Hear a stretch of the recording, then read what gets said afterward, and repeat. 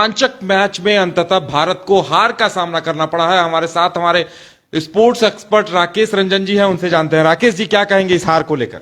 आप सबसे बड़ी बात है कि इस हार को पचाना बड़ा मुश्किल है। एक गेंद पहले अगर आप हारते हैं तो ये बताता है कि मैच कितना रोमांचक हुआ है, कितना करीबी था। लेकिन इस हार के लिए भारत खुद भी जिम्मेदार है। जिस तरह की शुरुआत भारत को मिली थी, आप 7 ओवर में 70 रन के आसपास थे और बाकी के 13 ओवर में अगर आप 110-11 रन बनाते हैं तो ये बताता है कि ये एक बड़ी वजह है हार की। आपका जो स्कोर है वो थोड़ा ज्यादा होना ही चाहिए था।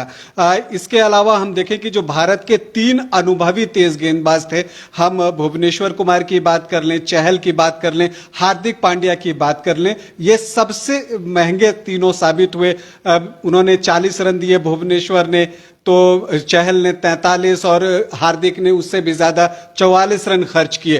तो जब आपके मेन बॉलर्स जो है रिक्वायर्ड रन रेट से ज्यादा दे देते हैं तो फिर आपके युवा बॉलर्स के पास कुछ बच नहीं जाता। हालांकि यह विडंबना देखिए कि भारत के जो युवा बॉलर थे उन्होंने ही ज्यादा अच्छी गेंदबाजी की और किफायती गेंदबाजी की। अगर हम बिश्नोई की बात कर लें और अर्शदीप की बात कर लें, एक बात जो कि मैंने पिछले मैच के बाद भी कही थी और मैं रेगुलर इधर कह रहा हूं कि भारत को अपनी फील्डिंग पर काम करने की बहुत जरूरत है। और क्रिकेट में कहा ही जाता है कि पकड़ो कैच जीतो मैच, छोड़ोगे कैच तो हारोगे मैच। और आज वही हुआ। अर्शदीप ने जिस तरह से आसिफ का कैच छोड़ा वो एक बहुत बड़ा फर्क है।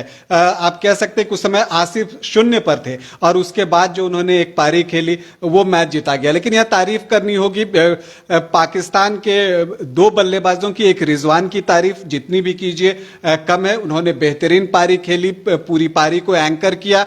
और दूसरे जो बल्लेबाज हैं नवाज, जिन्होंने की गेंदबाजी भी अच्छी की थी और ये नवाज की ही पारी थी जिसने मैच में इतना फर्क पैदा कर दिया। ये जो मैच का निर्णय आया है वो मोहम्मद नवाज की पारी की वजह से ही आया है और उन्होंने लगभग 200 के ज्यादा के स्ट्राइक रेट से रन बनाए। तो ये सारी चीजें हैं और कुछ चीजें समझने की है। पहले मैच में जो शॉर्ट गेंदें भारत के लिए मददगार साबित हुई थी, आज फिर आप उसी स्ट्रैटेजी के साथ गए और कुछ शॉर्ट गेंदें फेंकी। तो जब आप एक ही स्ट्रैटेजी से लगातार जाते हैं तो सामने वाली टीम भी उस पर वर्क करके आती है। और पिछले दिनों हमने देखा था कि बाबर जो नेट्स लग रहा था उसमें शॉर्ट गेंदों पर खेल रहे थे और बाकी बल्लेबाज भी शॉर्ट गेंदों की प्रैक्टिस कर रहे थे और आज भी यही हुआ। हालांकि हम हमेशा सुनते हैं कि जो हमारे बॉलर्स हैं वो आउटसाइड दी ऑफ स्टिक जो है यॉर्कर डालने की प्रैक्टिस करते हैं, लेकिन पता नहीं वो सिर्फ प्रैक्टिस तक ही रह गई इस बात आज जैसा मुझे दिखा। नहीं तो जिस तरह से भुवनेश्वर ने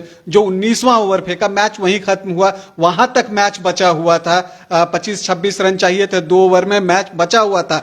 पेन अल्टीमेट ओवर जिसको हम कहते हैं कि आखिरी ओवर से जो पहले का ओवर होता है उसको क्रिकेट में सबसे महत्वपूर्ण माना जाता है। कुल मिलाकर कहा जा सकता है कि बैटिंग हो या बॉलिंग हो या फील्डिंग हो, वो किलर इंस्टिंक्ट, वो जज्बा नहीं दिखा आज। नहीं, लगता है भारत की टीम ने गंभीरता से लिया ही नहीं आज की मैच। नहीं, मैच तो पूरी गंभीरता से खेला, लेकिन जब इस तरह का मैच होता है ना तो उसका प्रेशर बहुत होता है। अब जैसा मैं कह रहा था कि 19वां ओवर भुवनेश्वर कुमार कर रहे थे, वो भारत के सबसे अनुभवी गेंदबाज थे इस टीम में और उन्होंने 19 रन लुटा दिए।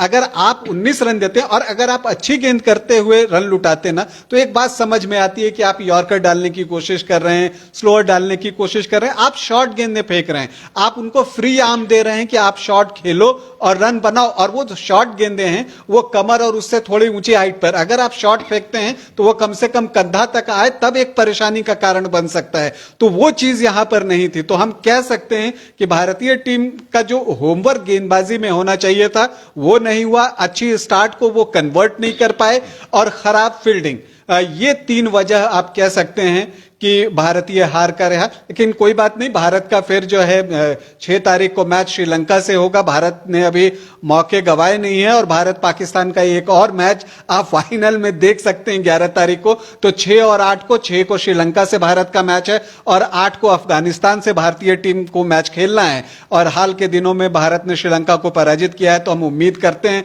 कि श्रीलंका और अफगानिस्तान के खिलाफ भारत बेहतर प्रदर्शन करते हुए फाइनल में जगह बनाएगा और इस हार की भरपाई फाइनल में करेगा। तो चलिए, भारत ने मौके गंवाए नहीं है। उम्मीद की जानी चाहिए कि भारत और पाकिस्तान का एक रोमांचक मैच फिर से फाइनल में देखने को मिलेगा। फिलहाल हमारी तरफ से इतना ही। हमें दीजिए इजाजत और आप देखते रहिए न्यूज़ बाइस्कोप।